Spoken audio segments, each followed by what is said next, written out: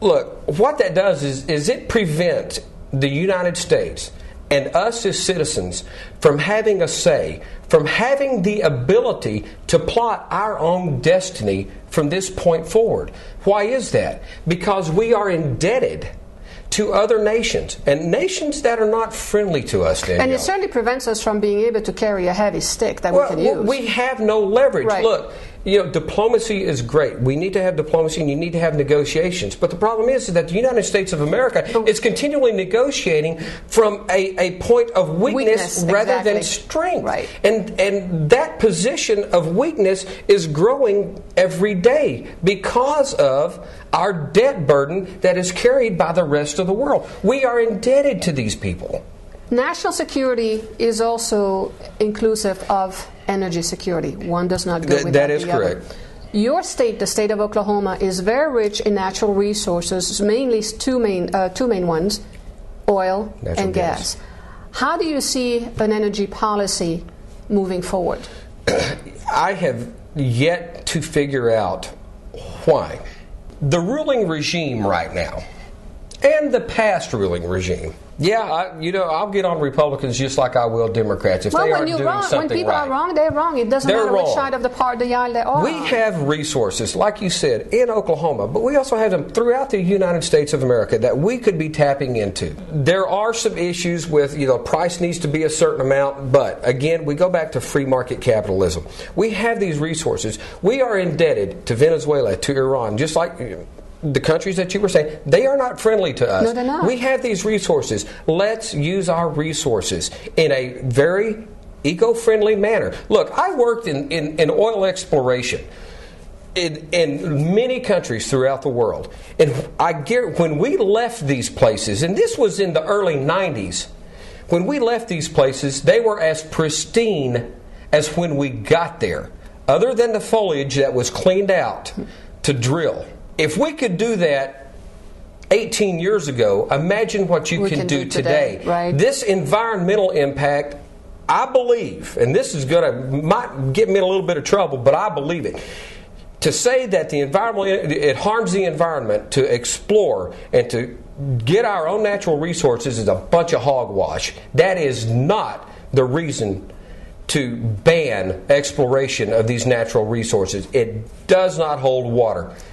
We can do it very, very eco-friendly and done it for many years. Well, since we just got you into hot water, let's get you out of the hot water into a subject that probably a lot of people will agree with you on, is that Social Security, no secret, it's in trouble. You advocate putting Social Security in the hands of private individuals. Can you elaborate on that? Yes. Because we definitely need a solution to Social Security. So you could be an absolute genius if you could figure out how to do that. Well, I wish, one thing, I'll never take credit for something that somebody else does, but I could actually, you were talking about millions and billions and trillions a while ago, and I just want to use that to answer this question about Social Security. We have become so numb to, when George Bush left office, I think our national debt was $458 billion. People were going nuts over that. They were absolutely having a fit over $458 billion. Billion! Now where are we at?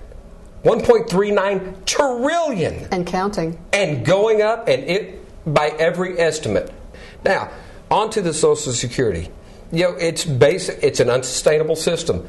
Just like Medicare and Medicaid. There's no secret about that. Those three things, they are unsustainable in their present form. Well, pretty much any entitlement entitlement program. All you have to do, Margaret Thatcher once said, socialism is great. It's wonderful until you run out of other people's money to spend. That's and that's what's occurring. I am paying into Social Security and they deserve it. Don't get me wrong, they deserve it because the government told them and promised them they would have it. And by golly, it's up to my generation and those below me to fix that mistake. I'll do it, and I guarantee you, the people below, generation from here on down, they'll do it because the government promised them. We will pay that Social Security. But in the meantime, what we have to do is start turning over percentages at a time. Not the whole thing. Don't wholesale Social Security into the hands of the individual. It's our money anyway, by the way. It's not government's money. Anytime the government spends anything, they're spending our money. and I wish the mainstream media, I wish every media outlet, I don't care who it is, whoever is responsible for giving the news, instead of saying the government voted today or Congress approved a bill that allotted $108 billion, no, say Congress spent $108 billion of your money. dollars of your money today on this program. Because that's what happens. There's no doubt about it. But what we have to do, Social Security, we have to turn it up. Look, personal responsibility comes with having personal liberty, personal freedoms. People are not dumb in America, regardless of what Barack Hussein Obama and the ruling regime seems to think, that we don't have the common sense to deal with issues ourselves. That's government's that's government's role. Well, I'm sorry, it's not. It's our role. But some people will argue the fact that putting Social Security in the hands of private citizens is actually a disaster waiting to happen, because they are not smart enough to manage their own money, and they will cite, of course, what has happened with the Madoff and everything that went wrong in Wall Street. They'll cite those excuses. What say you? Yeah, I understand that. Yes, Bernie Madoff, billions of dollars. But how many people invest money that get returns on their money? Now, granted, lately, with everybody's lost money, everyone's 401ks, everything's lost money due to the financial meltdown. But look, understand this. No one ever claimed anything was perfect. Laissez-faire free market capitalism is not perfect. There's nothing that's going to be perfect. That goes back to what I was saying about you have to live in reality. And without a doubt, the vast majority of people, if you start when I said percentages on Social Security, you have to start turning it over to the people. Government can't do. You think government can do it efficiently? They've proved time and time again. Anything that the government has a bureaucracy that they oversee, whatever that program is extremely inefficient. People can do a better job. So would you support total privatization of Social Security or partial? Over a long period of time. What we have to do is, look, and a friend of mine actually came up with this, and we've looked at it, and we've had economists look at it, is that we have to turn over roughly about 2% a year. Whatever you pay into Social Security for every paycheck, take 2% of that and give that to the individual.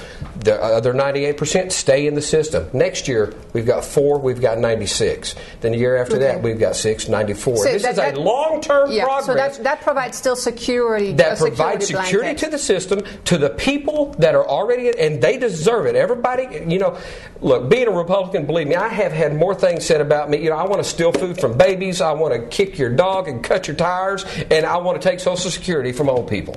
I've heard all of that.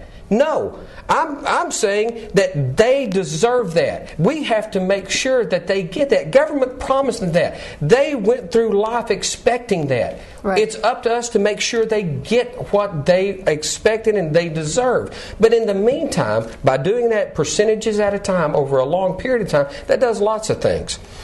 It allows government to get out of our pocketbook and out of our decisions.